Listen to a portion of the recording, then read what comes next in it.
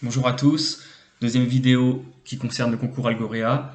Celle-ci est facultative, je vais vous parler du niveau orange et notamment d'une des nouveautés qui sera dans le programme de quatrième.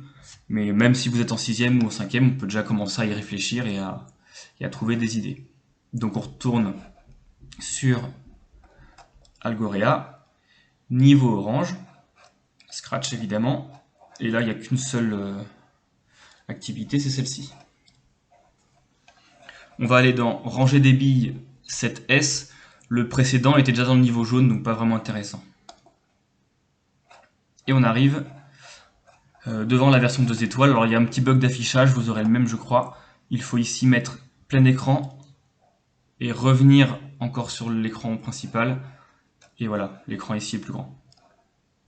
Ce que je vous conseille de faire, c'est de mettre pause la vidéo à ce moment-là et d'abord d'essayer de le faire, notamment comprendre un petit peu ces nouveautés.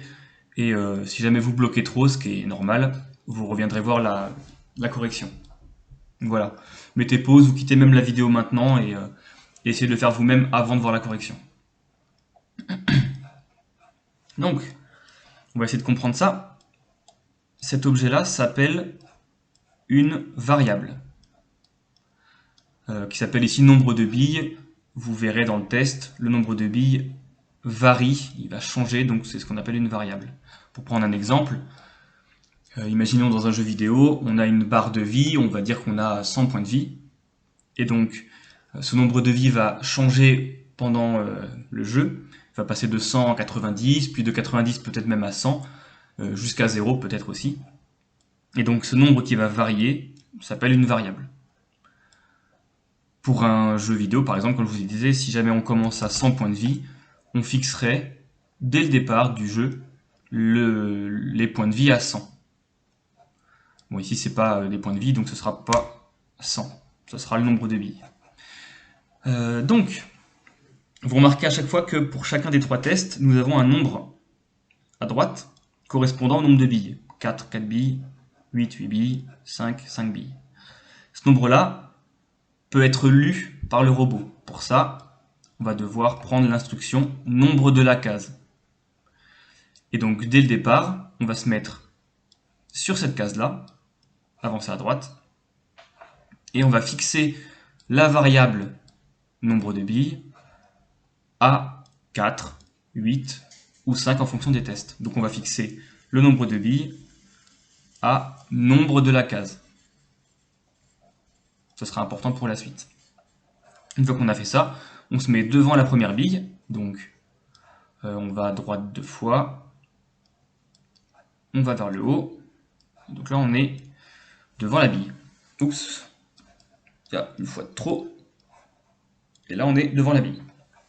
Une fois qu'on a fait ça, on fait notre suite d'instructions qui permet d'aller à droite, de prendre la bille, encore aller à droite, déposer la bille, ça c'est très classique. Et une fois qu'on a déposé la bille, on va revenir, pour pouvoir faire un répété, devant la bille suivante, afin de faire les mêmes instructions. Donc là on doit aller à gauche et en haut.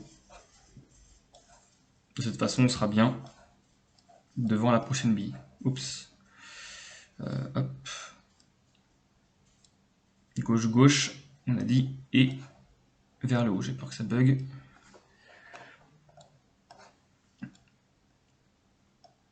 Et donc, toute cette suite... Non, c'est pas ça en fait, c'était juste ça. Hop. Donc tout ça, on va devoir le répéter 4 fois, 8 fois, 5 fois. Autrement dit, on va devoir le répéter par rapport à ce nombre-là qui va être fixé au début, 4, 8 ou 5. Donc je prends cette variable et je viens la mettre dans le répété. Comme ça, on ne répète pas le même nombre de fois en fonction des tests. Incrémenté, ce sera pour le niveau 3 étoiles, vous verrez.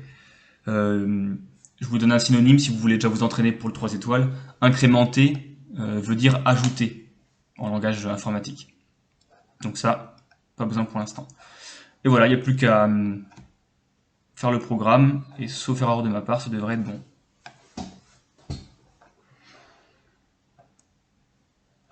Et voilà, les 3 tests sont réussis.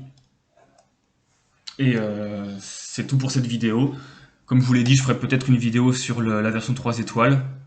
Peut-être même la 4, on verra. Vous verrez pour la 3 étoiles, toutes les instructions sont classées maintenant, un peu comme le logiciel Scratch. On s'en rapproche de plus en plus, pour pouvoir retrouver toutes les instructions possibles. Avec des petites nouveautés, les opérations. Voilà, c'est tout pour aujourd'hui.